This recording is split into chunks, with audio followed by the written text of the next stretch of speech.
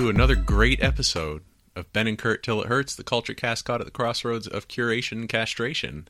I'm Ben. And I'm Curt. And this is the finale of our holiday spectacular. I'm glad that you're banking that it's going to be a good episode. Yep. I feel like it has the potential. I'm just going to say that at the beginning of every episode now. Okay. Yeah, it's just, I'm adding that to the pre-roll. That makes sense. Yep. I messaged you today, and I was like, I feel good about today. Yep. I think it's going to be a good one. Well, that probably planted the seed in my mind. Yeah. I was like, when Kurt's confident, I'm confident. It's going to be a good episode. Yeah. So, video games. Video games. Are they bad or good? Overall, I find them enjoyable. I don't know if I can get with you on that. I think this is going to be an interesting episode because things between it just gets murkier. Well, this is where the video game scene fragments. Yeah. Yeah. Where this episode is about, the title of this episode is The Dissolution of Video Games. I'm going to write that down. I Yeah. hope I don't forget that. Yeah, no, we won't. I think that we kind of have like the last generation of like video games as they were in this, and I think now in 2017 we're just in a whole weird landscape of not the same thing. Well, it's weird because the biggest video game, the period we're talking about today stretches roughly from what the PS3, Xbox 360 would have been 05, 06. Yep. Around then, stretches from 05, 06 up until the present day. That's the 10-year span that we're talking about. We have done roughly 10 years per episode. And we're talking about this 10-year span, and the most important game that came out during this time, probably neither of us will mention. Really? I think so. It's Minecraft. That's on my list. That's on your list? Yeah. All right, tight. Tight. Minecraft is the most important game released in the last 10 years. Agreed. Yeah. Yeah. That changed video games. You talk to 6th graders about video games, they don't even know, some of them don't even know there are video games other than Minecraft. Minecraft is its own genre at this point. I love Minecraft. They make other games inside of Minecraft. Yeah, that's weird. There's one, I can't remember what it's called, but it's this weird, you have to protect your bed. Bed Wars. Have you heard about Bed Wars? I haven't. Did I talk about Bed Wars on the podcast before? I don't know. I'm pretty sure I've never heard of it. It's called Minecraft Bed Wars. You have a variety of bases. It's an online multiplayer game. You have 8 to 16 bases or whatever. Each one has a bed, and you, as the person protecting the bed, have to build like a structure around the bed, and then you build a bridge towards this central hub area, and then you attack other people's beds by crossing their bridges into their base. So the whole game, there's a lot of, I think I popped a lot of times talking about Minecraft Bed Wars. Is this Capture the Flag? Not really, because you attack the flag. Okay. And it's like Capture the Flag, but mashed up with Minecraft. Because in typical Capture the Flag, the focus is on maneuvering around to get people's flags and teamwork. Whereas I don't know if this has a team element, but you're on your own, and it's all about building. It's all about building the most effective bridge and bed and encasement to prevent people from getting to your bed and attacking it. And the strategies that people come up with in this game are insane. And it has this constant ramp up. There's a series of rounds, right? So at the beginning of the game, it's just bed and fucking, you're just building bridges and building, bases and shit like that. By the end of it, there's dragons flying around. If the game lasts that long, dragons come out and start attacking people. It's nuts. It was one of the greatest video game viewing experiences I've had. I don't typically watch streamers, but I found a streamer who streams a lot of Bed Wars, and he had this great Bed Wars stream. It was a moving and life-changing experience watching. I'll never play it because I don't like multiplayer games, but I loved watching this one. Anyway, I guess what I'm saying is Minecraft is really important, and we're a little bit past the generation for it to be such a momentous occasion for us. If you discover Minecraft when you're 10, what does that do to your brain? I'll tell you, you'll save a lot of fucking money not buying Legos. Yeah, or other video games. Or just any other form of entertainment. Yeah, that's all you need now. You've got Minecraft. You get on there with your friends, you build your shit. It's awesome. Well, when we I guess we are formally talking about We're Minecraft. into it, yeah. But I think one of the the greatest things about Minecraft that I had encountered was you have what the game is when you first turn it on. You're just surviving and building bases, and that's it. You explore, you return to your base, you have a little fun. It's a game. We say that as though that didn't also birth a whole new genre of Minecraft clones. And I think that alone is interesting. How many games, including games that from franchises that have existed for decades, are now incorporating elements of Minecraft. Like Zelda Breath of the Wild. I haven't played it, but I know a lot that there's a whole crafting. You know, how many games have a crafting element to them now? That's all Minecraft.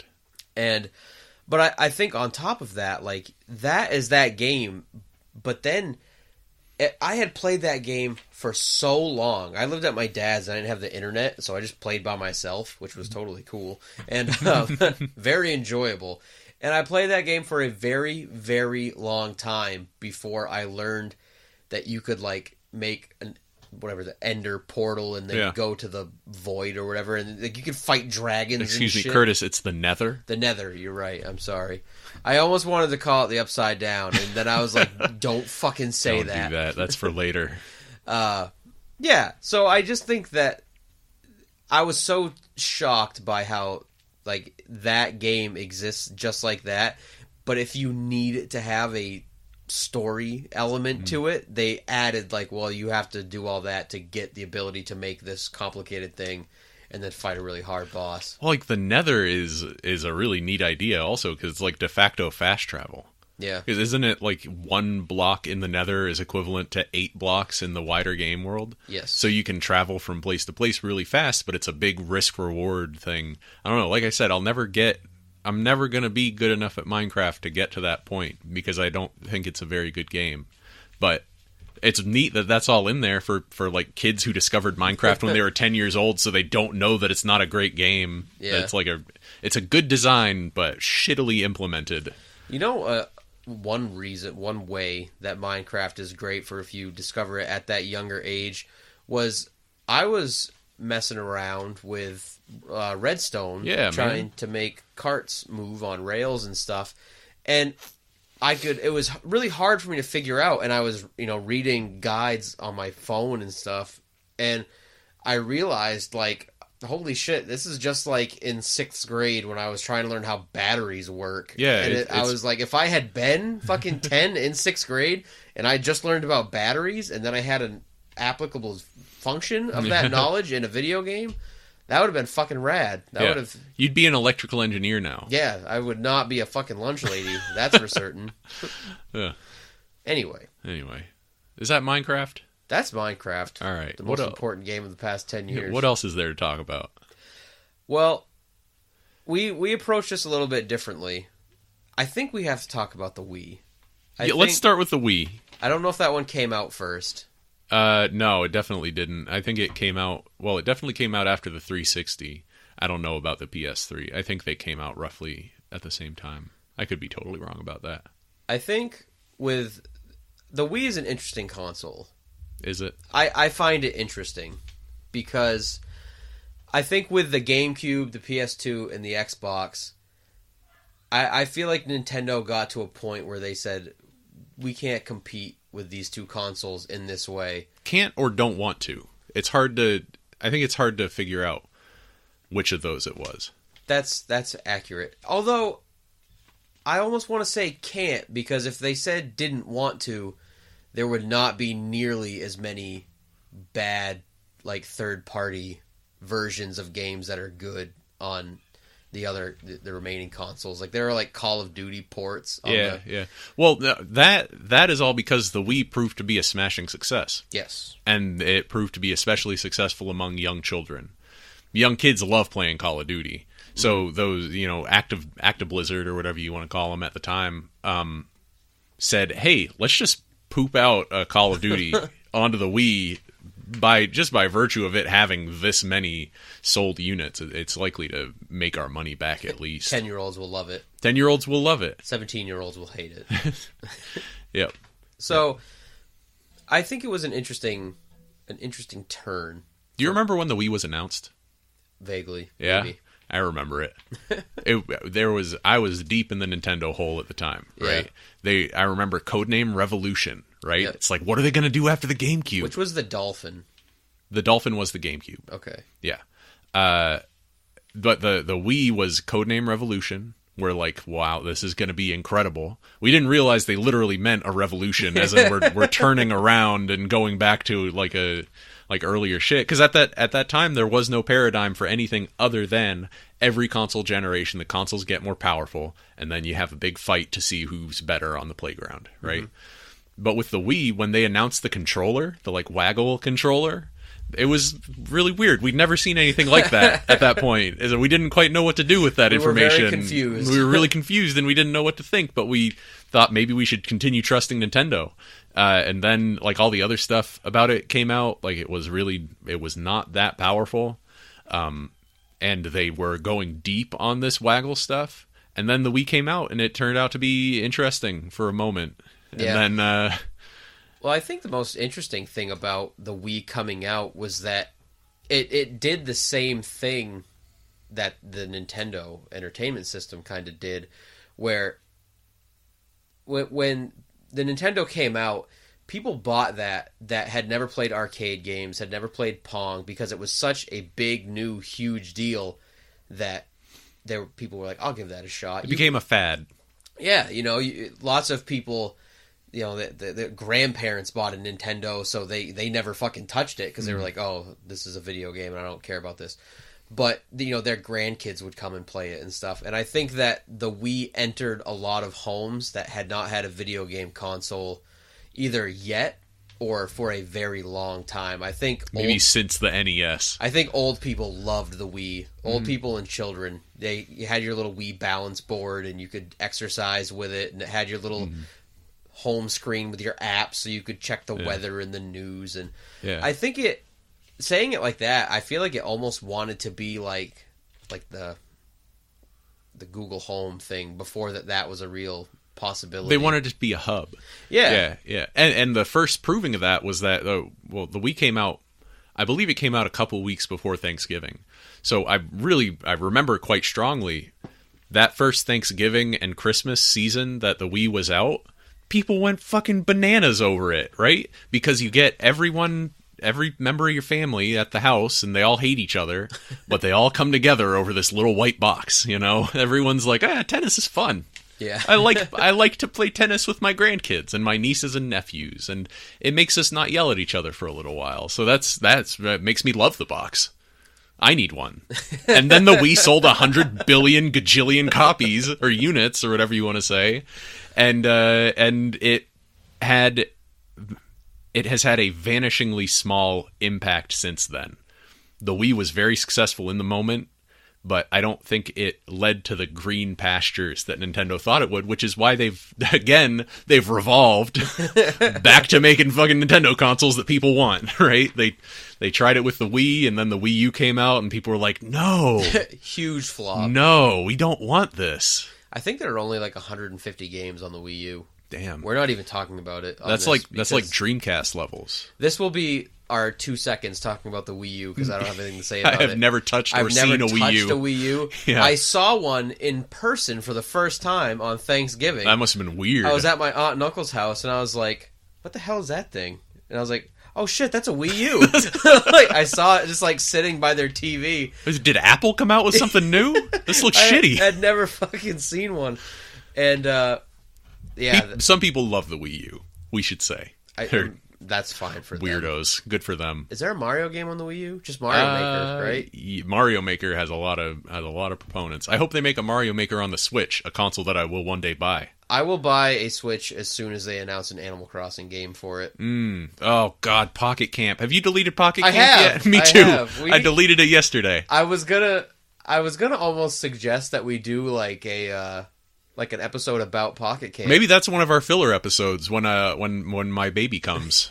But we can, but I feel like it would just take a very short amount of time to say fuck Pocket Camp. And then it would just be another Animal Crossing episode, which I'm not saying that's not warranted. Like, I don't feel like we exhausted Animal Crossing. I think there's more shit to say. You walk around, you hit the rock with the shovel, and money comes out sometimes. And you got to keep hitting it. and big bags of bells will come out. Did we talk about the big bags of bells? Did we talk about big bags of bells?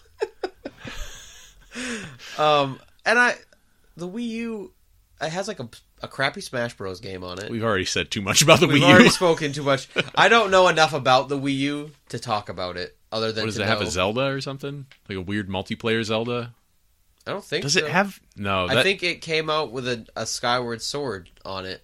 Does it have its own Oh, Zelda? I don't know, man. Who gives a shit? Whatever. Do you think there are any games worth mentioning on the Wii? On the Wii? Yeah. The Wii, like Wii Prime? The Wii Prime. Hell fucking yeah, man. right. I got 4. I got me 4 with some games right games. here. Wii fucking Sports. Yeah. Wii Hell Sports yeah. is a great game. It's too bad it's the only one. No, I have other games. It's too bad nobody else was able to replicate Wii Sports. Which that's like asking other video game companies to be as good as Nintendo, which is similar to what we were talking about before the cast. It's like, don't enter your career trying to be as good as Lil Wayne, because Lil Wayne is like a once in a generation talent. You know what though? I agree with that, but I almost wonder if every other third party developer was like, we're not gonna put our resources into completely changing everything we've done so far, so you can pretend to swing a baseball bat. But some didn't even need to whatchamacallit. They didn't even need to completely change what they were doing, or they didn't even need to put that many resources into it. That was the cool thing about the Wii being a pretty low powered console. From what I understand, it was relatively easy to program for because it was just 2 GameCubes strapped together, right? Yeah. So you already know how to make a game for the GameCube. Now just make a game for a GameCube that has slightly more power and is, somewhat more forgiving. So you make a game that's like a party pack, you make minigame collections for the Wii. That's what people didn't understand, is that you don't make traditional single-player games for the Wii. You don't make fucking Red Steel, Ubisoft. You don't make Red Steel, and you certainly don't make it again after you made it one time. Red Steel was essential, though, Why?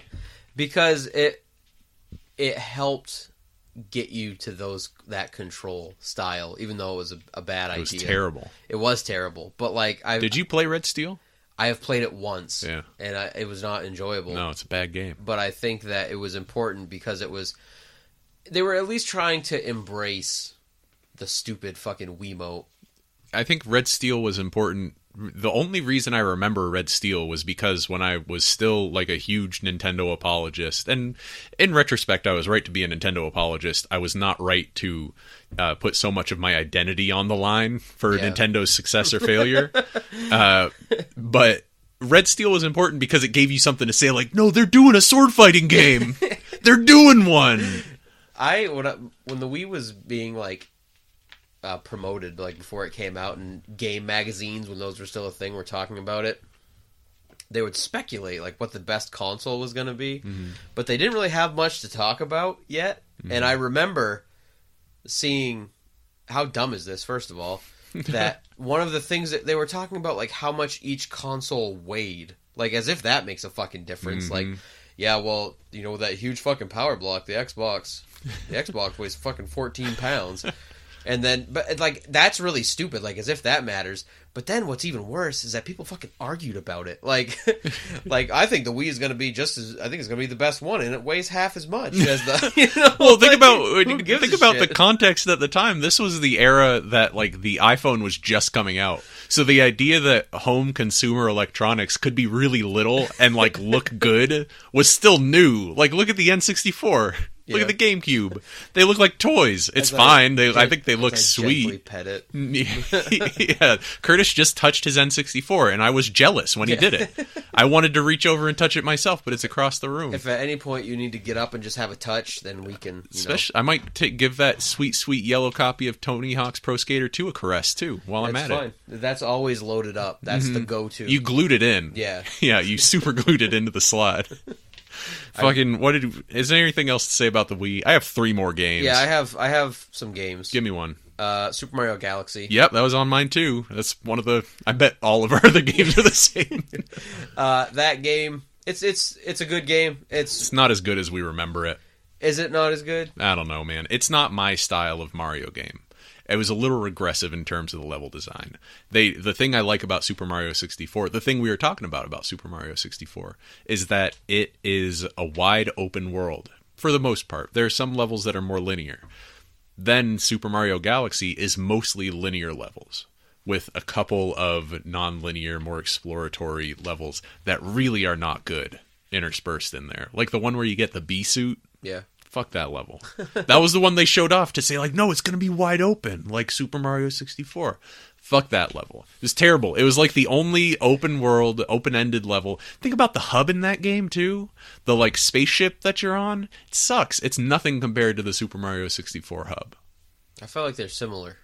Really? I mean, you just like run around a hub and like jump in a galaxy versus jump in a painting. Yeah, but there's more exploration to the castle. There's more of a sense of mystery of like, oh, there's this door that I can't get through yet. I don't know what's through that.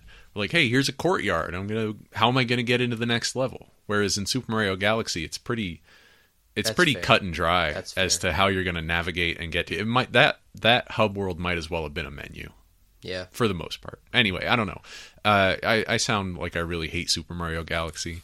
I don't. It's all right. My biggest thing to say about it is that I think they did a pretty good job at making a straightforward video game on a console that had a fucking weird two-handed yes. wiggly controller. I have good memories of using, like, did you like to use the... How far apart did you let your hands get when you were using I literally hold it like a controller. You would hold it up. I have one behind my back. 2 inches from each other. One, like, held out in front of me. Most of the time, I'm, like, laying in bed, pissed off when I have to use the motion sensor, because I actually have to move. What else you got for games? WarioWare Smooth Moves. Never played that. You a WarioWare guy? No. Have you played any WarioWare games? I have. I played the Game Boy Advance one. What did you think of it? I don't like it. It's okay. Which Game Boy Advance one did you play? Twisted or the Nope. WarioWare Prime? Just WarioWare Inc. I think just WarioWare Inc. All right. WarioWare Inc., WarioWare Twisted, and WarioWare Smooth Moves are 3 of the greatest video games ever created, in my opinion. And the one where you can make your own, which I think was on the 3DS? I don't know. Shoulders up. They don't make video games like that anymore. They forgot how. They're these like incredible bursts of creativity. You have hundreds of different micro games in each one, and that sounds like a gimmick. But when each one is as creative and unique as each one is, like these are games that take 5 to 7 seconds to play, and they just keep going faster and faster. It has this great arcade element to it as well, where you're trying to complete as many games as you can in a row. The Twitch reaction times that you have to come out with. I love WarioWare. I'm not going to convince you, I know, yeah, but you're barking up the wrong tree here, which is fine. That's what this show's about. This is the castration portion. Yes, I feel castrated. I feel castrated too. What's your next Wii game? More of a shout out. Resident Evil 4. As we have stomped into the ground, it is a GameCube game. Mm-hmm. It is one of the best games ever made. I have not played the Xbox One PS4 version, where they added achievements. That's basically the big go-to for that. You can't see it, but I'm doing a jerk-off motion right now. I can see it, and I'm impressed because the hand you made was pretty large. Larger than I would have thought it needed to be. Anyway. There's more castration. Yeah. With Resident Evil 4, the GameCube version is fantastic. The PS2 version is just as fantastic with a few added whatevers. Mm-hmm. I think the Wii port of that game is the superior of those 3. I think adding the motion sensor aiming is like one of the best aspects of that game. And I'm iffy. I'm iffy about it. Added a few more whatevers to it, and I think that's just the best version of the game. With that having said, I haven't played the Xbox One version. You know what I hate? Tell me. Let me get on my soapbox. When people talk about quality of life improvements in video games, like that motion controls in Resident Evil 4 was referred to as a quality of life improvement by some outlets writing about the game. Similar with the 3DS version of Majora's Mask, where you can literally just warp to any time of day, which fucks up the whole game. I don't even know how you could play it like that. They call it a quality of life improvement because it makes the game easier, right? Games aren't supposed to be easy. Games are supposed to be hard. And if the game feels like work, play a different video game. That's my soapbox. Clip that piece out. Make that its own episode. I want that to be everyone's first impression of what Ben and Curt Till It Hurts is like. Angry old man Ben. Angry old man Ben talking about how people's quality of life is too high in video games. If you don't make enough money, get a better job. Hey, no, Boom. I would never say that. I would never say that. Boom. That's what that feels like to me, Ben. Yeah, that's what that... Okay. Do you have another? I do. Hit me. This is a little weird. Get ready. The Virtual Console. Oh, does that count as a game? I'm counting it as a game. Yeah, this is our show. Fuck it. No rules. Fuck it. It's our rules. We make up the rules as we go. Yep. The points don't matter. The Virtual Console was a great idea. Maybe the Wii's greatest contribution to video games is this idea that you can take old games and sell them new. Again. For like $5 to $7. $10 if it's an N64 game. I had a lot of good times with the Virtual Console. I did too, and I will admit that I could have easily emulated many of these games, and I chose to pay because it was nice to just have them on the Wii. Yep. You had your classic controller, which was kind of dog shit. I realized when we were playing Super Mario 64 the other day, that game fucking sucks with that controller. Yeah, it's not great. You weirdly... It's playable, yeah, but it's not optimal. Yeah. I like that. Yeah. I don't like how they held Earthbound hostage for they did that with a lot of games. Yeah. They knew what people liked. I will say, actually, the Virtual Console was the first glimmer of Nintendo becoming self-aware of its own importance to the history of video games. And now, you can't get them to fucking shut up about themselves, right? Yeah. Reggie Fils-Aimé is always getting out on stage and talking about the legacy of Nintendo or whatever. Like, it's true, you guys have a great legacy. You don't need to talk about it so much. I'm doing the jerk-off motion again. Stop selling me Ocarina of Time. Yeah, I mean, don't. It's a great game, but like... Played it on 4 consoles. Yeah, I'll gladly play it again. Fuck, I have literally played it on 4 consoles. Yeah? N64, and then the GameCube promotional disc. 3DS, and I had it on the Wii. Nice. What a loser. It's a great game. I've paid so much money for that game. If you're going to pick one game to pay $150 for over the course of your lifetime, you could pick worse ones than Ocarina of Time. That's true. You could do it for fucking Bubsy's Quest or something. Yeah, well, about that. I wouldn't do that. Yeah, never. Who would ever? Some loser. Yeah. I guess that's all I have to say about the Virtual Console and the Wii in general. I'll spit out a few more. Just Give a me. couple more games. Super Smash Bros. Brawl. I guess not as good as Melee, but it's the one I played the most. I like it a lot. Oh, I played Melee the most by far, and that didn't even make it on my list of GameCube games. You know what's fucking sick about Brawl? What? Probably the craziest thing about Brawl was when images for it came out and Mario had denim pants for the first time. Fucking what? Shout out to Donkey Kong Country Returns. I don't know how that fares as like against the other Donkey Kong Country games. I hear it's great. I hear it's actually better. It's good. It's kind of the same reason I lump it in with Mario Galaxy. When Nintendo kind of went off the deep end, or however you want to view that, with how they made games, you knew that if you at the time got a Wii, you could at least have a good franchise game. And Donkey Kong Country Returns is really good. Mario Galaxy is good. I didn't like Twilight Princess. Oh, we should talk about Twilight Princess. But it was a Zelda game. Nope. I thought it felt that doesn't like even a Zelda deserve game. the title of a Zelda game. That's a shitified Ocarina of Time remake. Yeah. Yeah. But it's still like it felt like a video game though. I guess it's a video game. Like it may not be a great game. I don't like that game. Neither do I. And last but not least, the shining moment of the Wii's life. Oh, I'm excited. You know what I'm going to say. I'm getting all even jittery. If you don't know what it is yet. The game that I would tell you is worth buying a Wii to play. Little King Story. Oh yeah. Oh man. Classic. I think I have a copy of that on the PC now. Actually, You have to try I it. should You really have play to it. play it. I should really try it. It's fucking great. It's Tell hard me as about shit. it. Why do you like it? It is a cross-genre game. I think I talk extensively about this in my top 50 video games of all time podcast from way back when. If anyone wants to go check that out, I won't make you pause this and go listen to that, though. It's a cross-genre game. It has elements of like an RTS and a little Harvest Moon type thing and a little Sims-ish. And it's just about being the king of this little kingdom, and you have little villagers that run around, and you can assign them each with different jobs, and they do things that correspond to that job, and you just conquer different lands around your kingdom. And it's incredibly fun. Very challenging, but each boss is very different. That's one of the craziest things about it, is that it does not take the skills that you learn and make you do a little bit harder every time. Probably, like Pokemon, I would say, is literally the same exact thing, but harder each time. Wait a minute. What do you mean? Like with gym bosses. Oh man, I don't think that's true. Maybe it's not. Maybe I think that it's different. It's different types, right? It requires different strategies to conquer each one, and they are harder. Right, they're harder, and I think maybe I'm just too into Pokemon to be able to say that. But maybe I'm not into Pokemon enough. Who knows? Check out next time for our Pokemon episode. Oh God. But yeah, each boss is very different. Having beaten any boss will not give you any advantage over the next boss you have to beat.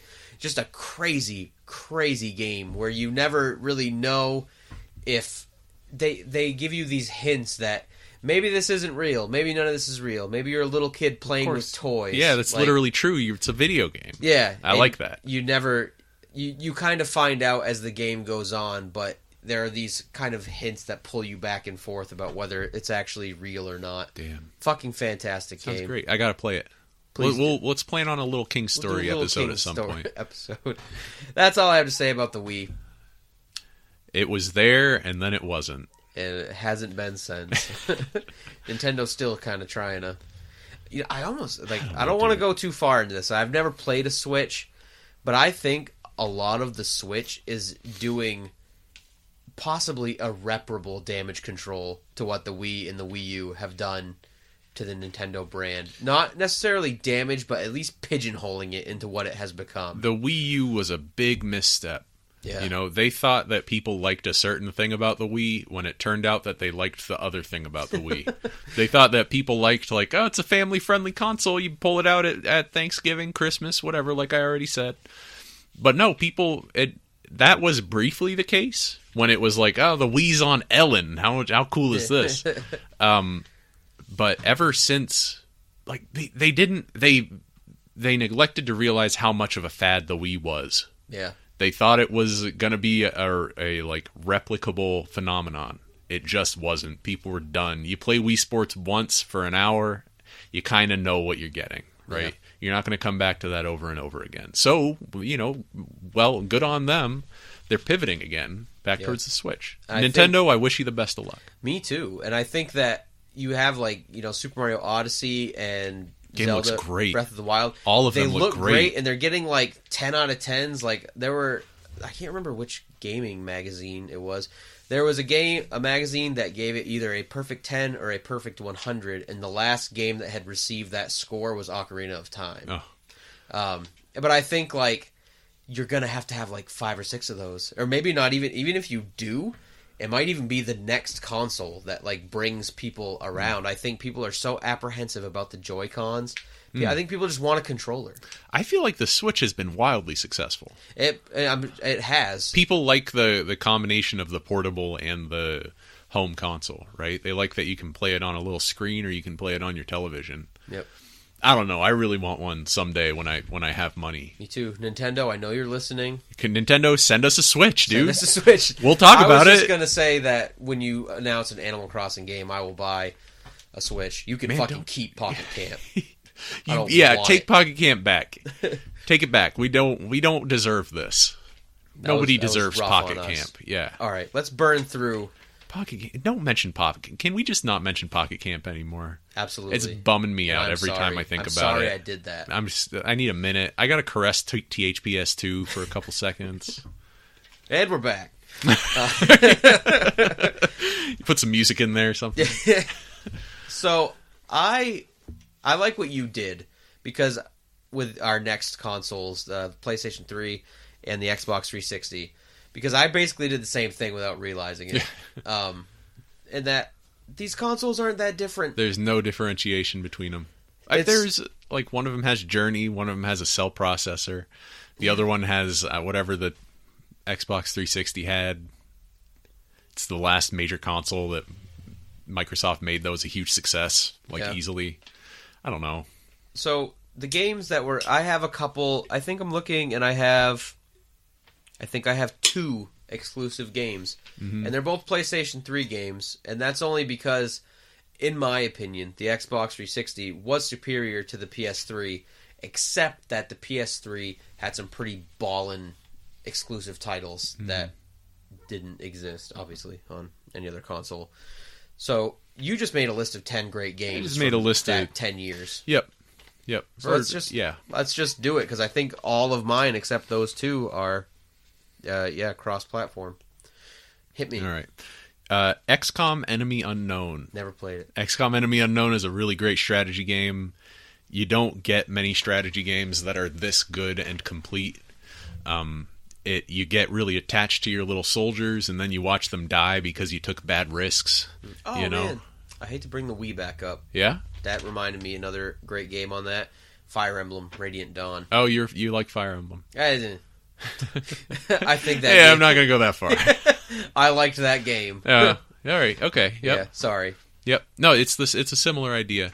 You get attached. I don't know what we should call these games, because they are strategy games, but there's an extra layer to it. This layer of becoming attached to individual characters who function both as characters in a larger arc and as your soldiers in an individual battle.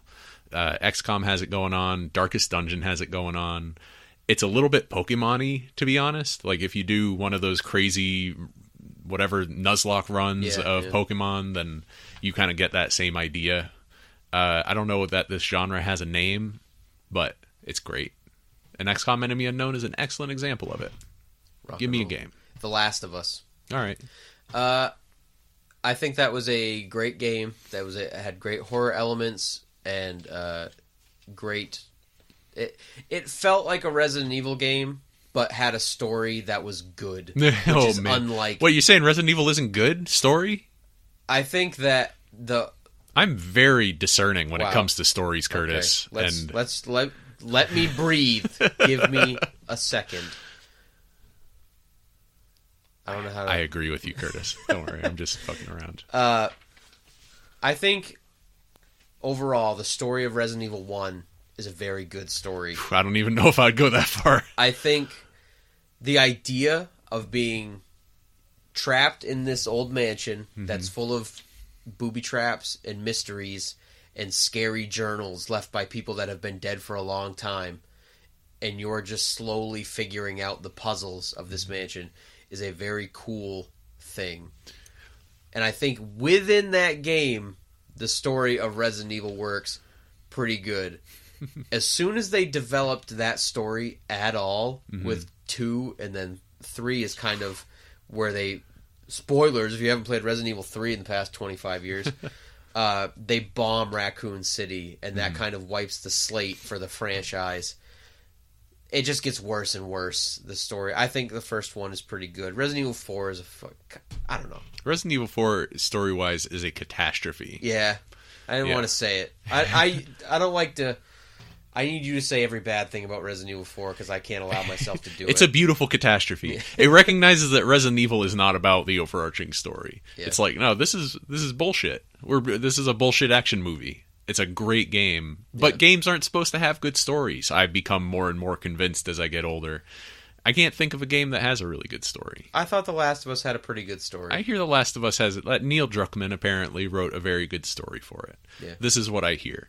But at some level, I think that video games are graded on a curve that, like, they have good stories compared to, like, comic books. But good stories, like, objectively, like, compared to film and shit, and God forbid, literature. Like, video games aren't about stories. Video games are about spaces. And spaces and stories are not exactly analogous, though there is some crossover. I don't know, we could do a whole podcast about narrative design in video games, because it is something. I have no interest in doing that, because I don't think that's fun. Get Jake on the horn. Jake will talk about it with me. I don't want to look at video games like that, Ben. I like stories and fun. I hate fun. Let me tell you 10 bad things about fun. Okay, what do you got? What, are we still doing? Okay. Yeah, we got quite a few games, and we're already a fucking hour into this thing. No, we're not, because you started. We have the 15 minutes of pre-roll, unless you're going to include all that. No, definitely not. No pre-roll will ever be included in Until the bonus in episode. B and C till at H. You gotta say that every episode. That's the brand, I just everybody. I like a good breathe. I like to just, you know, cut down when I can. Yep. Dark Souls. Okay. Never played it. You're not a Dark Souls guy. I want to. I just never have. And I don't know if I have the patience for it. Here's the thing about Dark Souls. And it's the same thing with literature. Let me talk about literature a little more. There are some books, I'm not going to name any, but you know which ones I'm talking about, Megan, that a lot of people say... Listener number 2. Yeah. Mom, you probably know too. Yeah. There are some books that people say are really, really hard, like unreadable. Like I couldn't even fucking get into it at all. It was so hard. And it's not that. The book that I'm talking about, or the books that I'm talking about, are not that hard. You just have to work like a little bit harder than when you're reading like whatever young adult novel people are reading these days. Harry Potter.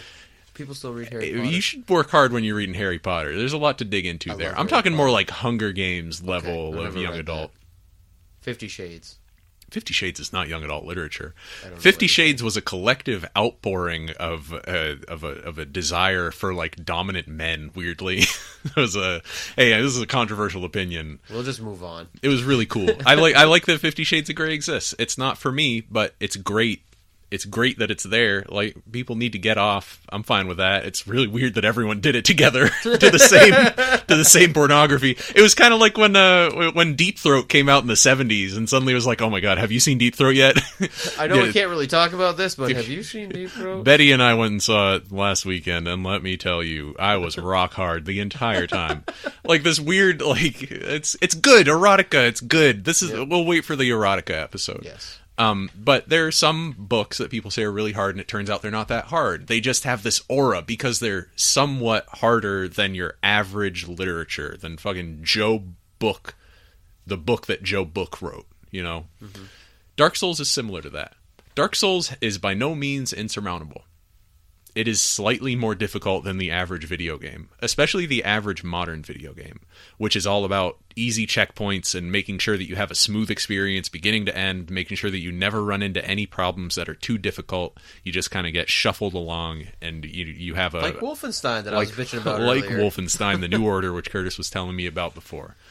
But with Dark Souls, they went for a slightly more old school style of game design, where it's like, no, this is the challenge.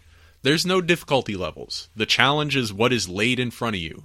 If you can't overcome it, then, you know, you have to wait. You have to work harder. You have to try a new strategy. You have to up your game, you know? It's the get good idea, which I generally don't really like, but I wouldn't like it if all video games were like that, but I do think that some video games should be like that.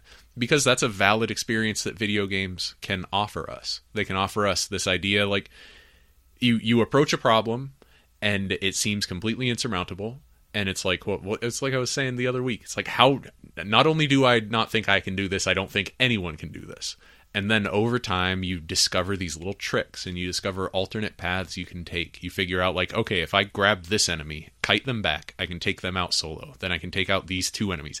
I'm literally imagining a specific area in Dark Souls as I do this, by the way, which is the value of that style of game design. You just suck until you don't suck anymore. Well, you suck until you don't suck anymore, but it also gives you this profound experience of overcoming a great challenge, which is... it's important for life. Like, that's an important idea that you can be able to do. And video games, the way they are, which is like Vaseline to shit, you know, it's a completely smooth experience with no rough edges whatsoever. No chance that the player will ever be challenged, frustrated, or engaged at all.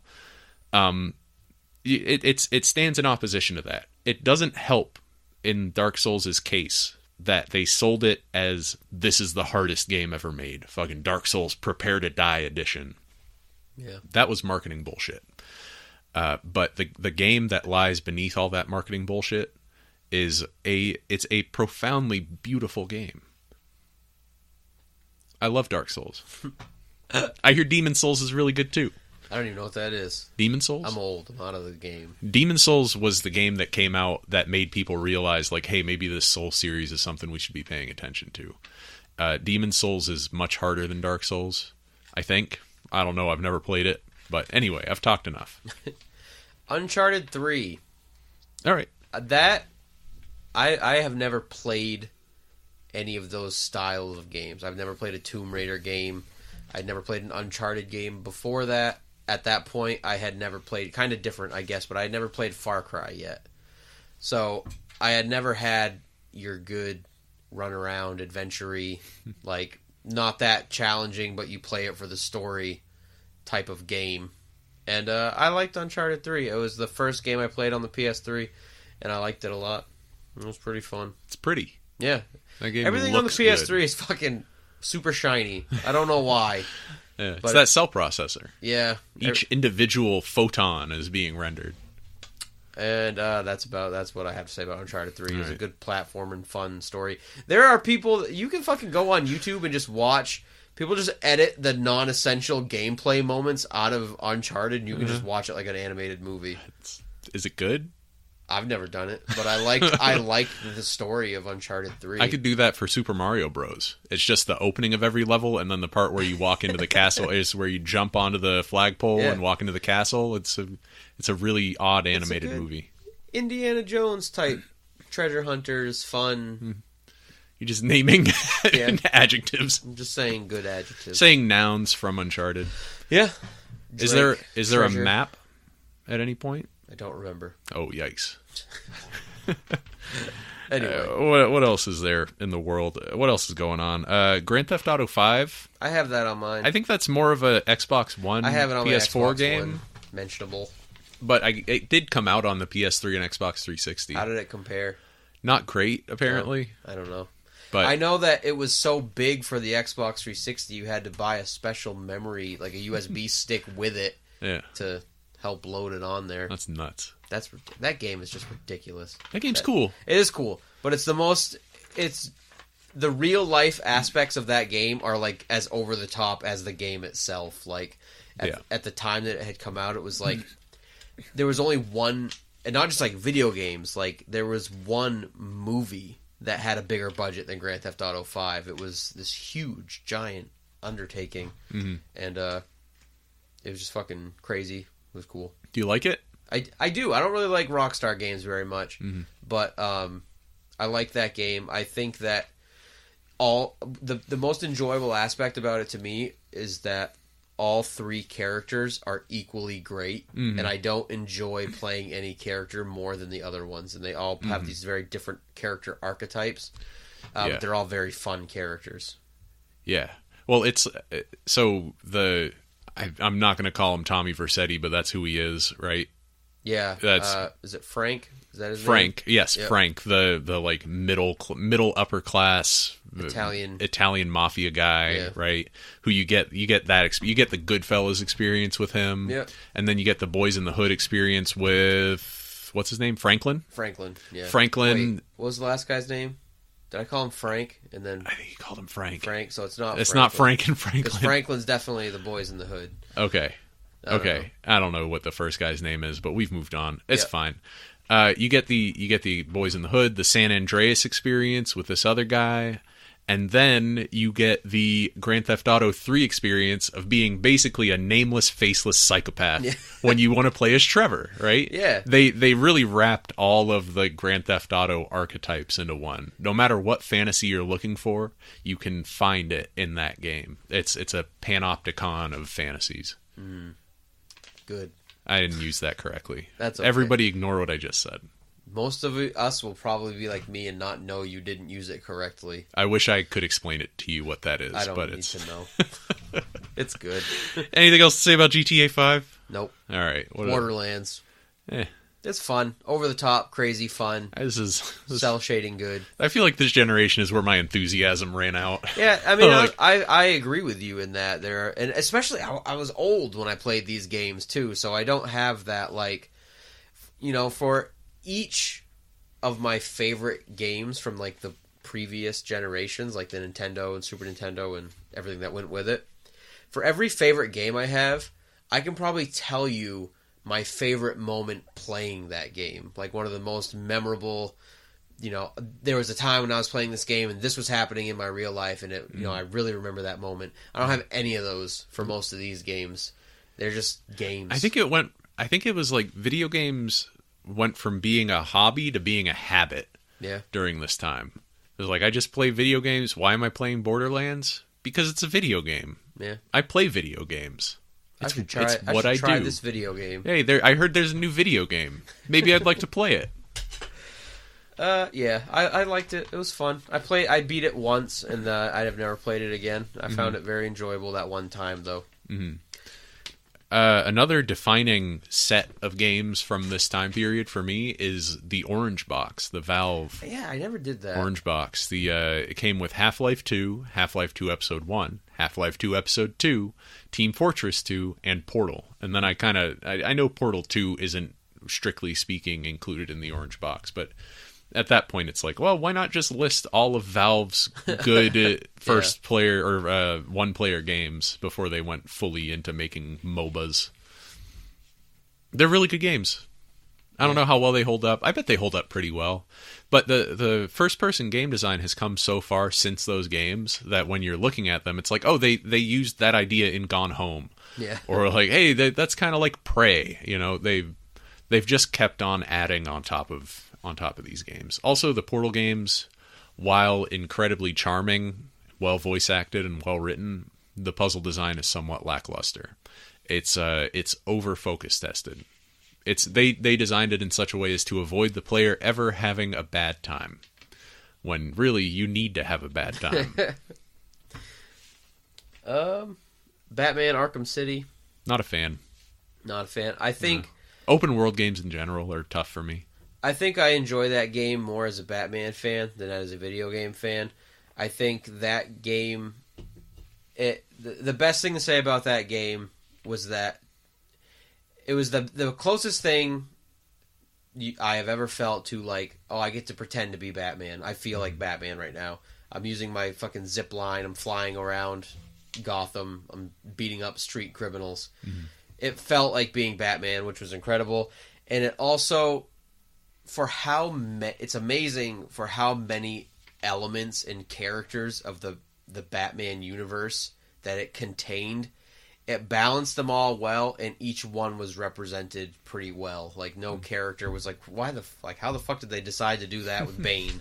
There was none of that. It was just each character, when you ran into them, it felt natural. It was cool. You got to do that character's little, like, well, this is what you do when you run into Bane or Victor Zsasz or whatever. It had all the A list, the B list. It had some C list characters like fucking Calendar Man and shit like that. Yeah.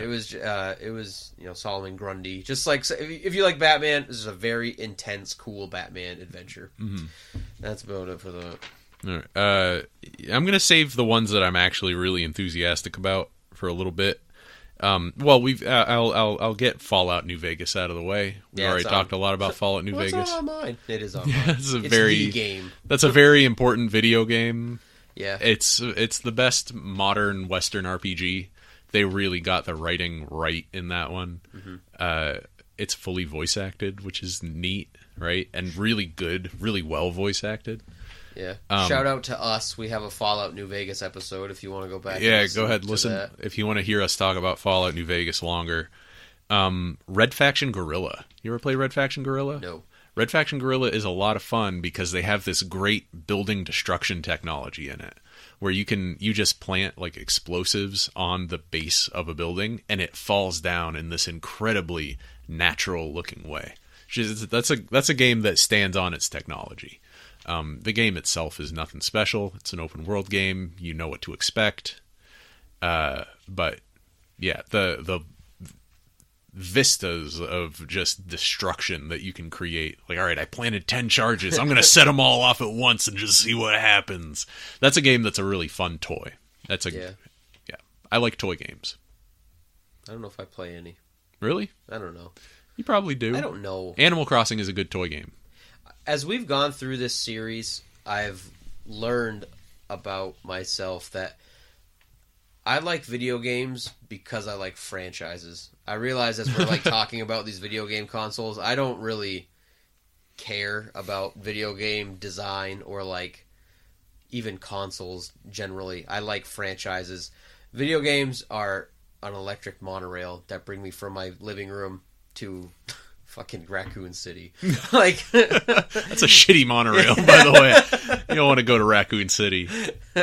Yeah, to the Capital Wasteland, which I should say Fallout 3 is my next game. Mm-hmm. Not as good as New Vegas. It's one of those things where it's not as good as the game that came after it, but that doesn't mean good things shouldn't be said about Fallout 3. I'm going to let you talk about Fallout 3. I can't. I hate Fallout 3. Oh, man, that's a bummer. I know. It's not as good as New Vegas. And that's really, in 2017, all you can say about Fallout 3. It's not as good as New Vegas. Yeah. But I know we disagree on this. I shouldn't say that I hate a game that I played for 40 hours. Yeah. Obviously, I liked it enough to play it for 40 hours, but in retrospect, I don't. It's like Stranger Things. No, and I disagree with you on that, too, because I fully reserve the right to say that I fucking don't like Fallout 4 when I've played a lot of Fallout 4. Like, I have tried to like Fallout 4. Yeah. Fallout 3, I think it's a cool, straightforward story in a world that is really interesting if you hadn't been exposed to it with Fallout 1 and 2. Like, for a lot of people, myself included, Fallout 3 was your first Fallout game, and they did a cool job at bringing you into that really unique world of Fallout. If Fallout 1 and 2 feel like a fully fledged world, like with real moral dilemmas about the future of this wasteland, Fallout 3 feels like an amusement park that's kind of dressed like that world. And for more thoughts on Fallout 3, what accent was that? For more thoughts on Fallout 3, why can't I not say this? Cut this out. For more thoughts on that video game, go ahead and watch H Bomber Guy's video called Fallout 3 Sucks, and here's why. I will watch that because I'm interested. It's like an hour and a half long. I have played that. I may have cribbed the thing I said about Fallout 3 being like an amusement park directly from that video and just not realized it. That's fine. Mm-hmm. There are no rules here. We can just steal anything. I'm just going to start putting songs I like in the background that are copyrighted that we don't own. Yeah. The controversy over when we get shut down over that will be a big boon for listenership. Yeah. What's next? Skyrim. I like Skyrim a lot. I have played very briefly the Oblivion. I think that's the only other Elder Scrolls game I've played, and it was very hard for me. I'd never played a game like that, and it was very hard to not know where to go and have to just like figure everything out. It tells you where to go, doesn't it? Does it? Like there are quest markers in that game. I mean, there very well could be, but like never having had played any game like that, it was very hard for me. And it's big and pretty, and I like that. And you can play it differently, which I find very enjoyable. You can, be an archer or be a big tank, or you can focus on smithing or whatever secondary. You can focus on smithing. You can smith bars of iron over and over again until your smithing gets really high, and then suddenly you're the best smith in the world. You ruin the economy. You just make the best shit and sell it, and you have infinite gold, and then you're a god. You're the god of Skyrim. Do you have any others? I do. More. Okay. Well, let's see. We're getting into the real shit now. Far Cry 2. I have 3. I've never played 2. Far Cry 3 is kind of like... Far Cry 3 is to Oblivion or Skyrim. I kind of count them as the same design. As Far Cry 2 is to Morrowind. Far Cry 2 and Morrowind are like the really challenging designs that are out there, and there's nothing else quite like them, and a lot of people don't like them because they're, they reject you. They tell you, no, you're not good enough. Yeah. And then you have to say, yes, I am, and you have to conquer them. Whereas, Far Cry 3 kind of invites you in, and it's like, let's go on a fun adventure together, which is fine. That's not why I come to video games, but it's good that it's out there. It's like, there are a lot of people who like Far Cry 3 a lot. Yeah. And I played it for a while. Once you kill a lot of animals, it's like, how much more am I going to have to do this, really? Come on. I beat it, and I enjoyed it thoroughly, and then I actually think it was you had pointed this out to me, that once you are just trying to, like, unlock challenges, the game just becomes a series of, like, checklists. It's a treadmill. And it's video game design as a treadmill, which loses a lot of steam after that. It's Ubisoft's loses a lot of Uplay after that. You mean? Yeah. Heyo. Ubisoft started making video games that were literally just treadmills, that were just work. It's like, here's a series of tasks you can complete. Don't you want to complete these tasks? Here, we've written up a checklist for you in this digital world. Don't you want to complete our checklist? Isn't it going to feel good when you're working towards those goals? I don't know. Call me bitter. Call me bitter old man video games, but I don't think video games should feel like work. Yeah, I don't know. I go back and forth. I think video games should be work, but not feel like work. Yeah. Okay, that's fine. Which brings me to my next game, Spelunky. Right on. Yeah. Keep in mind, we're going to do a Spelunky episode at some point. At some point, once you get good at Spelunky. That means I'll have to play it again. Maybe our Spelunky episode could just be me kibitzing on a session of Spelunky that you play and being like, no, look out for the arrow. Sometime, if we ever find time to like actually hang out, which seems slim at this point, we find time to record, but you also have a baby on the way. Yeah. Try not to say it with such disdain, Curtis. I didn't mean to. I know. I'm just joking. We'll find time. We'll play some Spelunky together. I can skip that shitty tutorial, and you can be my tutorial. I'll suck at it. The tutorial for Spelunky is good. Okay. It gets you as far as you need to get until you can start. The tutorial for Spelunky prepares you to learn on your own, which is what all great video games do. They construct a world that is worth learning about, and then they give you ways to learn about it. Video games are excellent teaching tools. Not in the way that early 2000s, late 90s edutainment titles were, where it's like, here, you can do math to do this, to solve this problem on this screen. I'm a robot. Have fun doing math. Good luck with your math I just gave you. I'm giving you a list of math problems to do. You're each excited. Each time you do one, you're going to get a shark skin. When you get enough shark skins, you can craft a new bow. Christ. Old man Ubisoft. It's like, well, is there really that much of a difference between pointing a cursor at something and clicking a button to shoot it and doing a math problem? Actually, doing a math problem is probably preferable because that's a real-life skill that you're getting. You're doing arithmetic. You're bettering yourself. I've talked myself deep into a Far Cry 3 hate hole. Joke's on you when Far Cry 3 taught me how to survive in the woods. Oh, damn. Yeah, in the post-apocalypse, you're going to be running around covered in shark skins, and I'm going to be shit out of luck. You're going to be dead by some big panther. I'm going to be dead. I'm Not going to be me. like, Morrowind taught me how to navigate an actual world. And I learned how to swim and kill sharks. Fuck. I really fucked up. Spelunky's great. Yeah. Yeah. What you got? I only have one more because Far Cry 3 was one of mine. Oh, yeah. Left 4 Dead 2. Mm-hmm. Now, Left 4 Dead was kind of strange when it kind of came out because Left 4 Dead came out and it was super enticing and super cool, but very basic. And who made that? I don't remember. Did Valve? Valve made that? Valve acquired a studio called Turtle Rock. Yes. And Turtle Rock continued to work internally as Valve. I believe they may have actually split off now, and they made that game... I forget what the name of the game was, but it's the same concept as Left 4 Dead, but you one player plays as the monster. It's called Evolve. Ah, okay. Yeah, they split off team from them made Evolve. And it was cool, and there was a lot of promise with it. They were like, buy our game that's coming out. We're going to have so much DLC. We're going to have maps. We're going to have updates. We're going to do all this stuff to make this pretty cool, promising game much better. And then a year later, they were like, just kidding, we're making Left 4 Dead 2 with all the stuff we told you we were going to give you in DLC. Yeah. So it was a little bit bitter to have paid... Essentially, I feel like people paid $60 to beta test for them, and then were given the real game that is Left 4 Dead 2. But with that being said, Left 4 Dead 2 was, / is, if you still play it, a lot of fun. Mm-hmm. You run around, multiplayer game, you kill a lot of zombies, you use different weapons to kill zombies.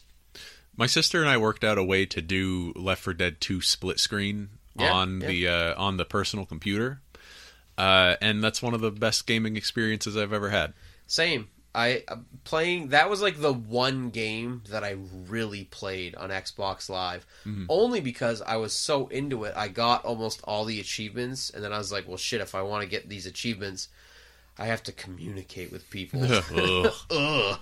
But But it ended up being really fun, and I had a lot of some of my best video game memories were things that happened because I was playing multiplayer that I would not have been able to enjoy in that game on my own.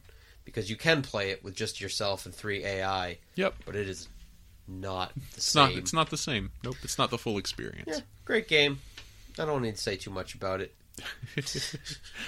Next for me is Burnout Paradise. Yeah. Are you a Burnout Paradise fan? No. Burnout Paradise is a wonderful video game. It's one of the best video games I've ever played. It's one of the only truly great open world video games I've ever played, though the other one is, I'm going to talk about it in a second when we're talking about the rest of this decade. Burnout Paradise is an extraordinary video game.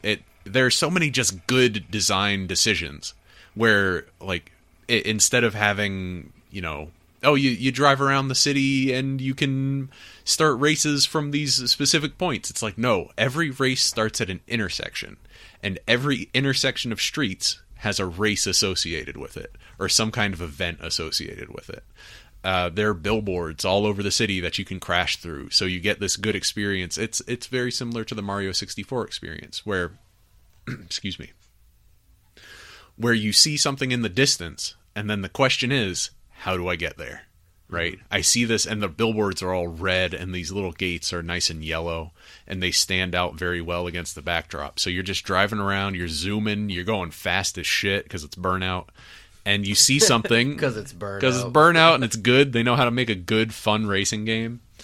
And yeah, just great arcade racing. There's such a variety of different environments that you can go to. It feels, I mean, what would I even compare it to? Like, what parts of the United States? It's a little bit like the northwestern United States, I would say. Maybe a little bit like California. It's much more West Coast than East Coast. Yeah. It's definitely coastal. There's like water on one side of it. But yeah, it's like, all right, you can drive around in the city, and you can drive around in like the lower class part of the city, and then you can drive on a highway that just like circumnavigates the whole area. You can drive around in the hills and valleys of the western portion of the map. Just such a thoughtfully designed video game. Like, every decision that they put into it was the correct decision. And I'm worried that it's being lost to time. I think that more people should play Burnout Paradise. I think you should probably play Burnout Paradise. Which consoles is it on? Is it on the main? I mean, obviously it's on 360 and PS3. Okay, I think. I was wondering. Yeah. I was trying to make sure it was one of the ones that was both. Mm-hmm. I'm sure I could pick that up on the cheap. Oh yeah, for sure. That's everything for me. Nobi Nobi Boy, I think, is also a really cool video game. I never played it. I just like that it exists. Yeah. You kind of roll around, you eat things, you poop them out, you stretch your body out, you contract your body really fast, you push things, you pull things. It's a good video game. Ben, I play video games to escape. I'm not just going to do what I do every day. Just like stretch. Just stretch and roll around, eat things, and poop them out. That's just my life, Ben. I'm sad you think my life is a game. I'd never realized how closely Nobi Nobi Boy just emulates everyday life. You can stretch to the moon. I do that all the time. Yeah, every day. Which closes out. Are we at that point? Yeah. 360 PS3. That's it for them. Yeah. And it's kind of it's a lot different. And that's it for video games. Yeah, that's where video games stopped. They fractured. Video games are weird now. Yep. And I think everything kind of comes out everywhere. You have independent video game development has been easy since like 2011, 2012. So everyone has a video game now. Yeah, you know what my gripe with video games is now? Give me one. I'll give you a dozen. I'll give you. You could probably give me 12 for every one that I have. Yeah. But video games have become. They're so interchangeable between consoles, and I feel like, every shooter is practically the same. Mm-hmm. So you don't have to, you can have a game, and you don't have to do much creative design on it for it to exist, because it's already been done for you. Mm-hmm. So, if video games aren't super hard for the most part anymore either. Me playing Wolfenstein, I just die a few times at this part, go back 3 seconds before it, and then I didn't die that time, then it saves again. And I just muddle through the game like that. And as we talked about earlier, video games don't necessarily have the great storytelling ability that movies or books have. So video games just become this, like, experience that just washes over you. Probably similar to how you feel about Stranger Things. They're time wasters. It just washes over you. It wasn't a challenge to beat. It was, it wasn't easy, but you just did it enough times until you beat it. You didn't learn anything. Yeah, and the story was okay, and you just, like, played it, and then it's over. And then, like, sometimes I'll play a game, like, I played Resident Evil 7 this year. I don't even remember if I liked it. It just happened. You didn't. Like, yeah, okay. You Good. thought it was mediocre. That's good. Now I don't have to play it again before the end of the year. Yeah. And I think that is a lot of video games now. I'll play a game I've only played like 5 games on the Xbox One, and I've played 5 pretty different games, but most of them are just that. It's just, yeah, that was okay. That happened to me. And I find that disappointing. Me too. I am disappointed by video games. Same. Video games, you had so much promise. Yeah. Remember Majora's Mask? Remember how excited you got playing Majora's Mask or Animal Crossing? I guess they're all Nintendo games. Yeah, well, but there are still video games that excite me, and we're going to talk about some of those. But tell me about Majora's Mask. Majora's Mask is especially important to me because I loved Ocarina of Time, and I beat it completely when I was a kid. It was the first game I think I ever played along with a guide because I could not do it when I was a kid, but I could do it well enough if I had a thing telling me what to do. And then I wanted more of that. And Majora's Mask looks like it's going to be more of that, but it's not. And I couldn't, even with a guide, I couldn't beat Majora's Mask. And I had to come back and play it when I was like 20 and enjoy it for the first time as like I actively spoke against Majora's Mask because it wasn't Ocarina of Time. And then, so that alone was a challenge that I couldn't do it as a kid. It's much like Link in Ocarina of Time. Hey. I couldn't do it as a kid. I had to time travel. I had to pause, come back to that same thing as an adult. Yeah. When you were 11 and Majora's Mask came out, you were like, I can't do this. So you went to your local Temple of Time, and you told them to freeze you, and then they thawed you out when you were 20. Damn it, Nintendo! How do you do it? Fuck. Yeah. I never had that click until now. That probably blew the mic out. Anyway. Yeah, fantastic. Yeah. Games don't do that for me anymore. That's a weird thing about Nintendo, though. Nintendo has some of the most like creative and liberal game design ethos of any video game company. Yep. But they're so successful with it that they breed this really conservative fan base that's just like, no, Nintendo, do the same thing over and over again. Yeah. I liked the thing you did before. Why don't you do that again? And I remember being that way when I was a kid too. It's what gave rise to the hatred of Toon Link in Wind Waker. Man, I don't know. I like Toon Link. I love Toon Link. I would say maybe so if you're talking about each video game console against each other, like at the time they came out, I think you can make an argument for which console was better. Maybe with the exception of the Wii, when you look back in 2017. Easily, Nintendo. Like if you had to play one of these consoles today, the Nintendo answer would always be the best choice. I think that they have the most replayability, and I think that with Nintendo, the goal was never to make things look realistic, so that when they don't look realistic now, you don't care. Because they've aged exceptionally well. Yeah, I think that is so I can still go back and play. I'm glad kids have Minecraft now. I can go back and play my video games that I like because they're still good. Yeah, I may have lost focus on that. What video games have come out in the last 5 to 6 years that you've really enjoyed? Say Xbox One video games or PS4. I can't say too much about this game because I think I'm going to be talking about it quite a bit next week. But Stardew Valley, I think that. That's one of the greatest games I've played in a long time because when you have a franchise like Harvest Moon that starts to go downhill, and then you have one guy who decides to be Bender and says, I'm going to make my own fucking Harvest Moon game. since you guys can't do it right, and then just do it successfully, way beyond the expectations anyone ever had for that. Yeah. I think Stardew Valley is a fucking phenomenal, impeccable game. Mm-hmm. Mm-hmm. Oh, what else? The Witness came out. I haven't played that. Nah. I mean, The Witness is a really special game for me. It's been out for almost 2 years now, and it's still probably my favorite video game. Yeah. It's like in my head I can walk around that island, similar to Dark Souls. It's like it's such a compact space, and every element of the space is so important to the game. Like, seriously, like every element of that game is insanely important. So it just works its way into your head and takes up residence there. And it changed me. It made me a smarter person. And it has since inspired me to like read novels that I wouldn't have read otherwise. So right. The Witness is foundational to who I am as a person today. It's my favorite video game, and it's likely to be my favorite video game forever. I like that. The Witness, now I love you. Play it.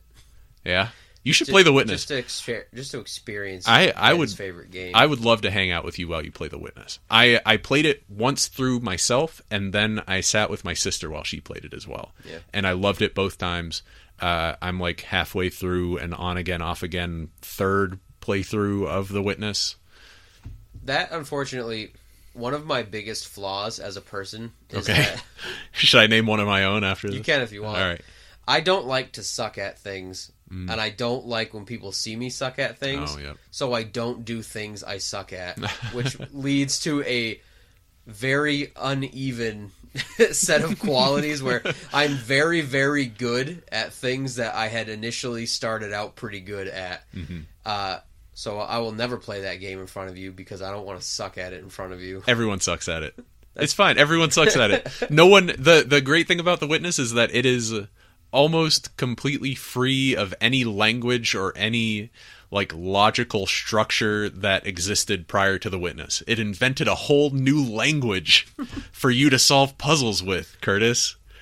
Damn, I fucking love The Witness. Like, there's no other video game like it. It is a true original work of art. It's one of the great works of art ever made. Is it on any consoles? It's like the Sistine PC? Chapel. It's on PC. I think it's on the PS4 and the Xbox 360 now as well. I'll have to check it out. They're probably making a Switch version of it too. I don't know. Portable Switch version. Yep. Oh my god. Lunch breaks in my car forever. I won't say too much about any of these. One thing that this console episodes have done for me is that I realized I didn't get much of a chance to talk about handheld games. Yeah. Which are a big part of my life. Usually I play more of those than any console games. I'm actually pretty bad at this part of the podcast because I mostly play old games. I touch a new game every now and then, but I don't have a whole lot. So I'm just like looking at my 3DS games. Fantasy Life was one of my favorite games I've ever played. Just a phenomenal JRPG type thing of what's cool about it?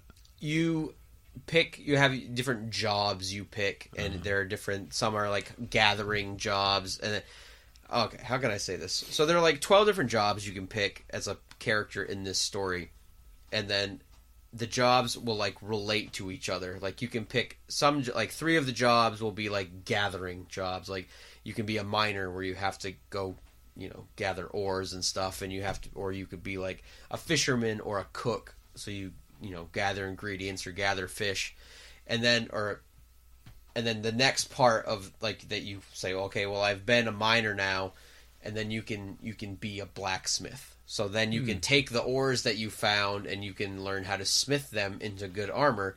And then you say, well, I have all this good armor. Maybe I'll try my hand at being a paladin. And it just becomes this cycle of learning every type of job and skill set because it helps you progress further in the other skill sets. You'll reach a challenge point where you can't get past this part in the game because your armor's not good enough that you pick up from drops or buy from merchants. So you have to start making your own armor, but then you don't have the supplies to do it. So you have to start gathering it. And it works both ways depending on how you approach the the game. Just fucking phenomenal game. Sounds like a good loop. A good loop game. Yeah. And Animal Crossing New Leaf. Damn. Fucking phenomenal. Mm-hmm. I keep saying phenomenal a lot, which is strange. It's your word today. The word of the week is phenomenal. Today's word. This week's word. I don't know. That's probably it.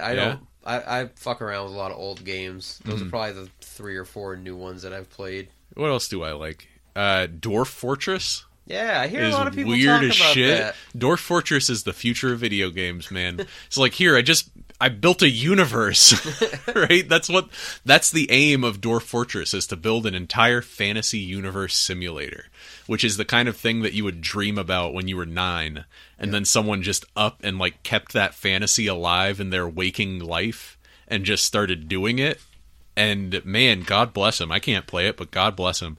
Proteus. You ever played Proteus? No. Proteus is a beautiful video game. Do you like music, Curtis? I do like music. Do you like islands?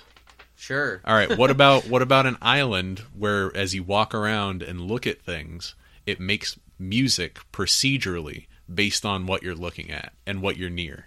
That sounds interesting. You should play Proteus. Have I told you about Proteus? I have never heard of Proteus. You've never heard of Proteus? No. You should look up Proteus after the podcast. I will. Proteus is an incredible game made by, I can't remember the name of it. It's like a...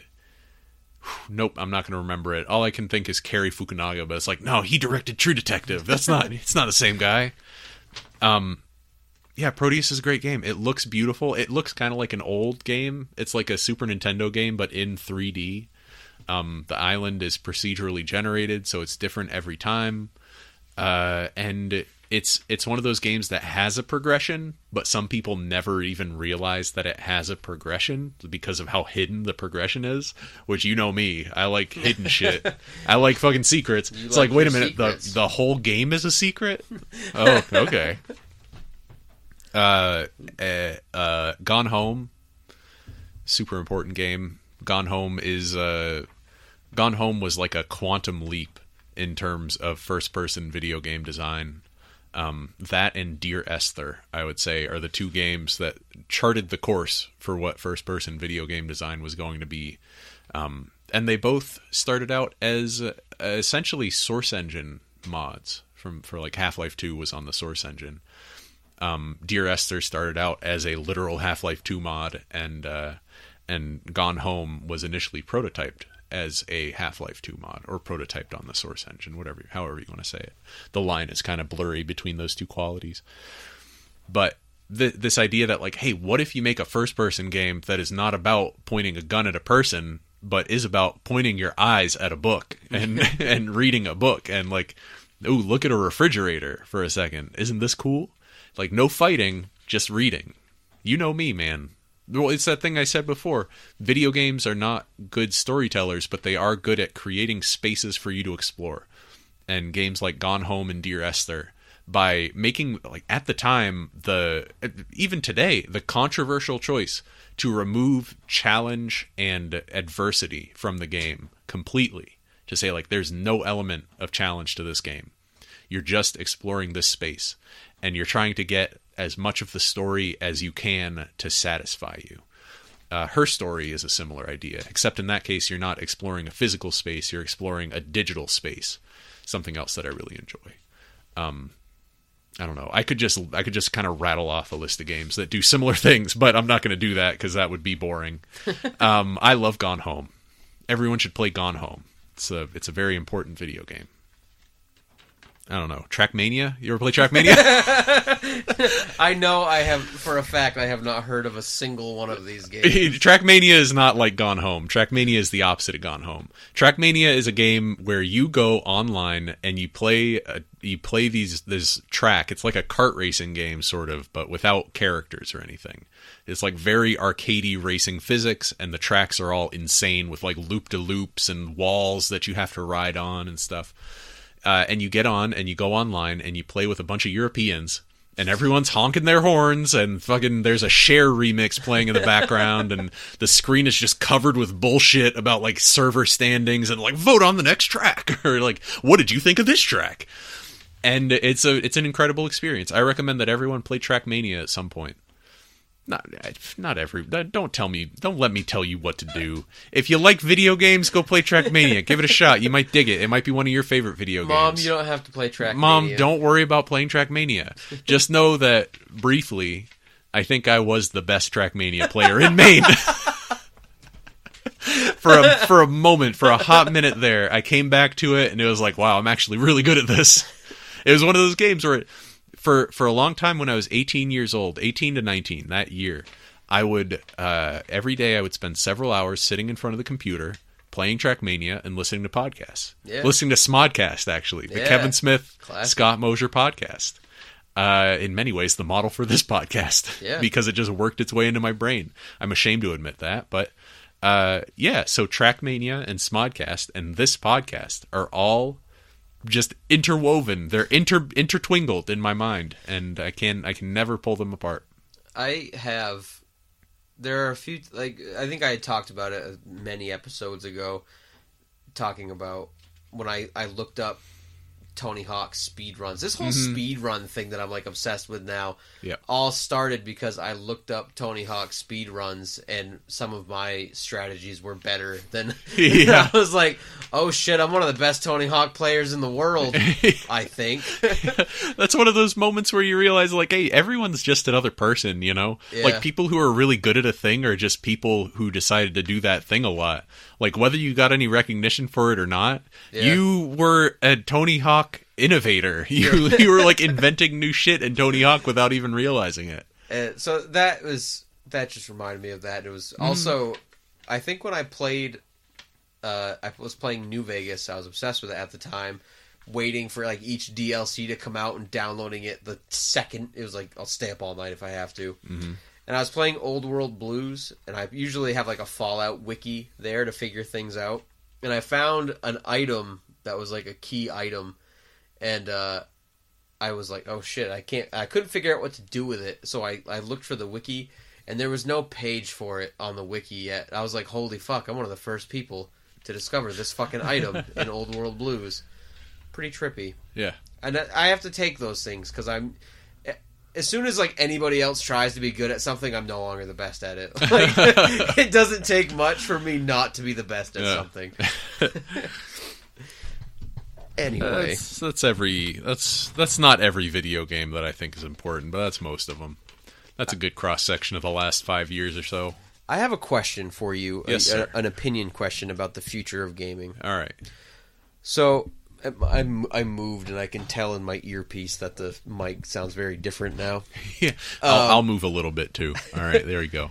It's a different room. I think you've said, as we were recording these, maybe while not recording, that the video games now, the consoles don't really matter. The amount of progress between each console has been less than from the one before it. So I'm wondering if you think that there will be another paradigm shift in gaming, like whether, like maybe VR. It's VR. Do you think VR is going to take off? Yeah, eventually. I don't know if it's going to be this wave, but it's like third-party candidates. Like every presidential year here in the United States, for our international listeners, a third-party candidate gets more and more of the vote. Right? Yeah. And this year it was kind of Bernie Sanders and Donald Trump, and fucking Trump won, so like that. But back in the 90s, it was like, oh, this kook, fucking Nader's at it again or something. Nader's running again. Ross Perot, everybody. Here he is once again for your pleasure. So yeah, I think that VR keeps kind of coming back. And the Virtual Boy obviously was the first big try at VR, but this time it seems like they've really cracked some really important questions about VR. And frankly, I'm not sure that it's such a good thing that we're getting VR. I think that dominating your senses like that might have psychological effects that we're not privy to yet. I think it's all good. You think it's all fucking good in the hood? I think that... like, fucking blast my eyeballs. I think everything is good when the end result doesn't matter. I think that whether bad things happen to humans because of it, it's like individually I like people, but I don't care what happens in the long run. I think that's what a lot of people say. Yeah. And I think that's probably what a lot of people feel. And I think more and more people feel that way every year. And look at the direction the world's going, man. Fucking global warming is a catastrophe. The seas are rising. It's a catastrophe to us. And we can't do anything about it. Right, but I think humans are special, man. Humans are super... You don't think... Curtis just shook his head. No. We're going to have to do a big podcast about this at some point. Don't. Is humanity special? We'll have to do a big podcast about it.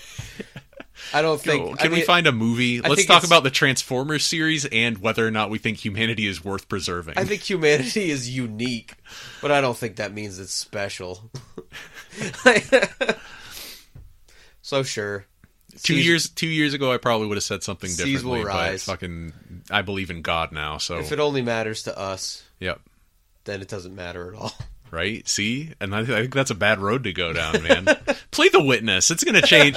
You play The Witness and then get back to me about whether or not humanity matters and is worth preserving. Okay.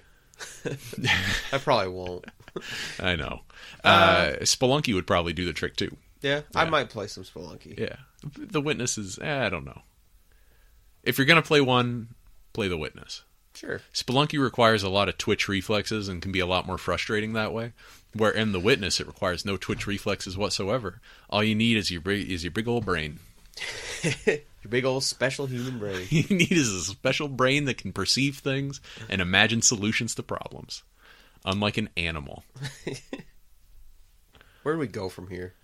Which one is the best one? Which console is the best console? Of those three or overall? No, of all of them. Oh shit, I forgot about that aspect of this. That's how we're closing this out. You know, I think I've mentioned this before to you that I don't know if I could pick because every console has some weakness that another console does not. So I think that there's no I honestly don't know if I can pick. It's the GameCube. Is it the GameCube? For me, it's absolutely the GameCube. And I think that what that says about me or about video games in general is that they're here to stay, and there will never be a greatest one because it's each console was just like each console was an iterative improvement until we get to the current day where you can do essentially whatever you want.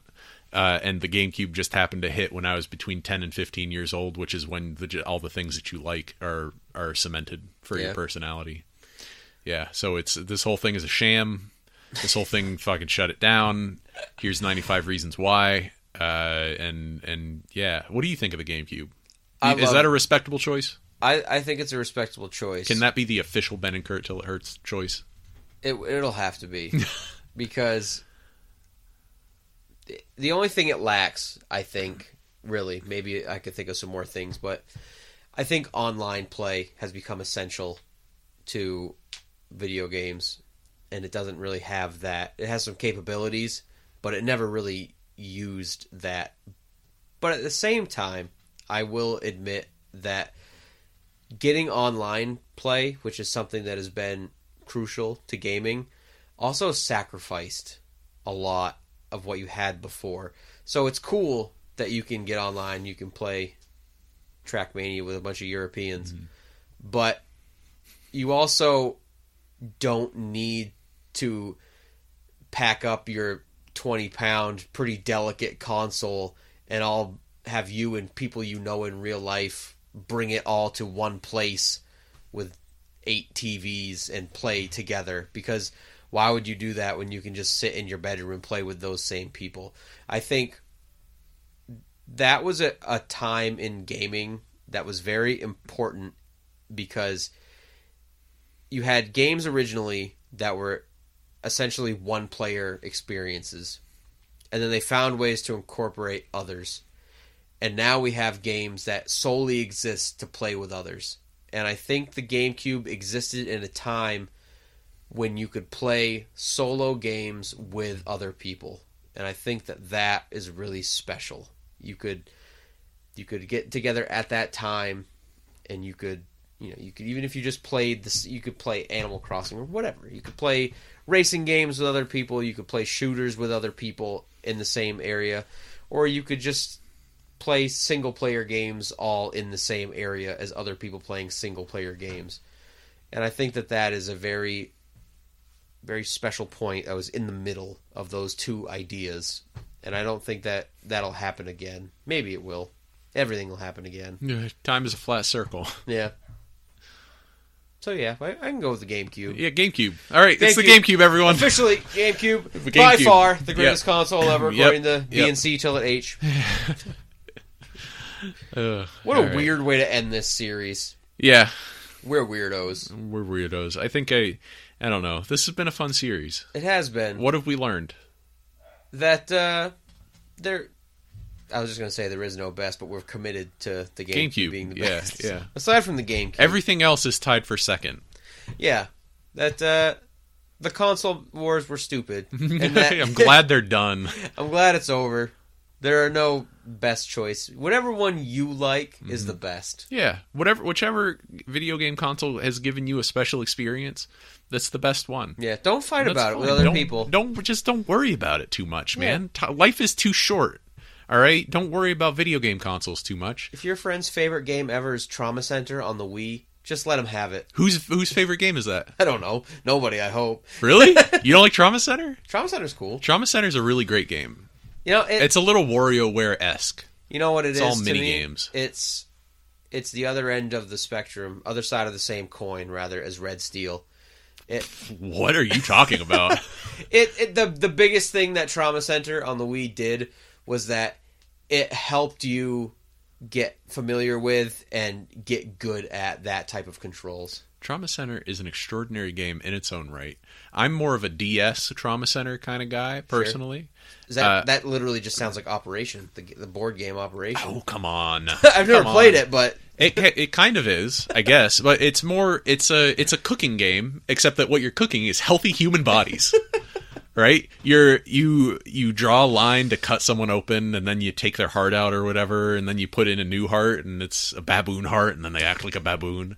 I'm ready to stop podcasting. Is that real? No. Oh, no. Jesus. No. I need to play this game. I think I just mixed up Trauma Center with like the Island of Dr. Moreau. I need to play God. I'm going to go read The Island of Dr. Moreau. I don't read books. I'm not going to do that. You're going to watch the movie.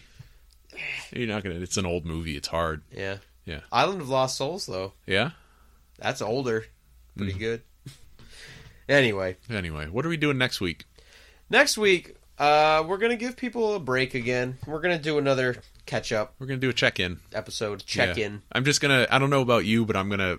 I don't have like a comprehensive list of everything I don't either that yet. I've done but yet. I know. I'm going to develop it. I'm going to pick 3 things that I loved. 3 things that I think are worth putting in front of our dozens of listeners. And from any particular time period, or just that I have experienced since we last checked it. Oh, okay. That's what I'm wondering. Yeah. Yep. I'm not going to talk about everything because I watched fucking Stranger Things. I'm not going to talk about Stranger Things on this podcast. Not yet. Not yet. We'll get there. We'll do it when nobody cares anymore. About Stranger Things? Yeah. Yeah, or about this podcast. Yeah. Well, we're there. Let's talk about Stranger Things. Let's spend an hour talking about Stranger Things. I can talk about the first 2 episodes. Yeah. So that's that. Thank you for listening, everybody. Thank you for those of you that keep coming back. Yeah. The amount of listens are pretty consistent. I don't know if it's the same people every time, but they're there. Yep. And so that's what we'll be doing next time. So don't worry. You know what? Shit. This reminded me. I was supposed to say at the beginning of the episode. Edit it in. No, I'm not going to. I'll just be at the end. I don't care. All right. The past couple episodes have gone up like a day late. Totally my fault, and I apologize.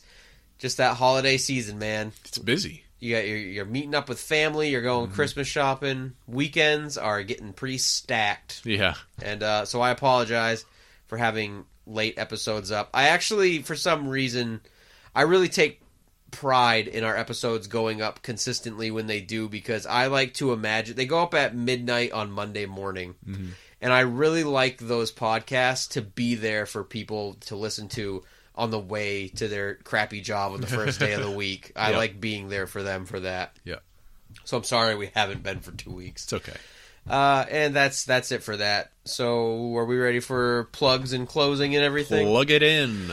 Sure. So, as Ben said, thank you for listening. As you probably know, you can listen to more Ben and Curt Till It Hurts and Black Gold Podcast by subscribing to Black Gold Podcast on iTunes and Stitcher. You can also stream it from Buzzsprout or YouTube. If you're a listener of the show, please give us a rating or drop us a review on iTunes. It helps us a lot, and we really appreciate it.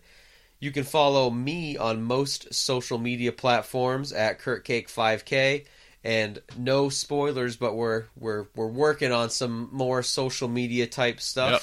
We'll be. Yep. I should just mention it so I have to do it. Okay. I'm going to do a Twitter account. I never do things after I mention them, which is why I don't mention them. I'm going to do it tonight. Ben's... When you see this episode, just look around for Ben and Curt on Twitter. Ben, who maintains our YouTube presence, is also going to start maintaining our Twitter presence. Yeah. So we'll be one more thing you can follow, and we know you love following. Click things. that follow button, ladies and gentlemen. Smash that motherfucking like button. Love it. That's gonna be it. Are we done? Yeah, I guess so. I just want to apologies. I feel like my voice has been really nasally today. I don't know. I don't know why. I think I'm dehydrated. I hadn't noticed. All right. One last thing. Shout out again to your wife. Yes. Who funny story. Her name is Megan. Her name is Megan. She's more than just an extension of me, Curtis. That's true. Shout out to myself to defend myself. The reason I love Megan and Ben so much is because I knew them individually of each other, and then they met and fell in love and got married. So I love. It's proof that I love both of you. Hey. Anyway, last week on the show, I had said that I wanted to hang out with Megan, but I feel weird asking because I always invite myself over. Mm-hmm. So the day that this went up, that episode went up, she messaged me and asked me to come over, and I was like, yeah, sure. And I was like, I know she just fucking listened to the episode. And then as it turned out, she hadn't yet. She coincidentally listened, just invited me over. And then before I came over, she listened to the episode and laughed at the realization that I said that on the episode. So shout out to Megan. Shout out to Ben's mom again. Yeah. I was editing the last episode. Such a warm... I love when we compliment each other. Such a nice touch in this cold world. That doesn't matter. This cold, non-essential world. In the words of Redman, it's a cold world. You better pack your own heat. We'll leave you with that. All right, we'll be back next week. Happy holidays.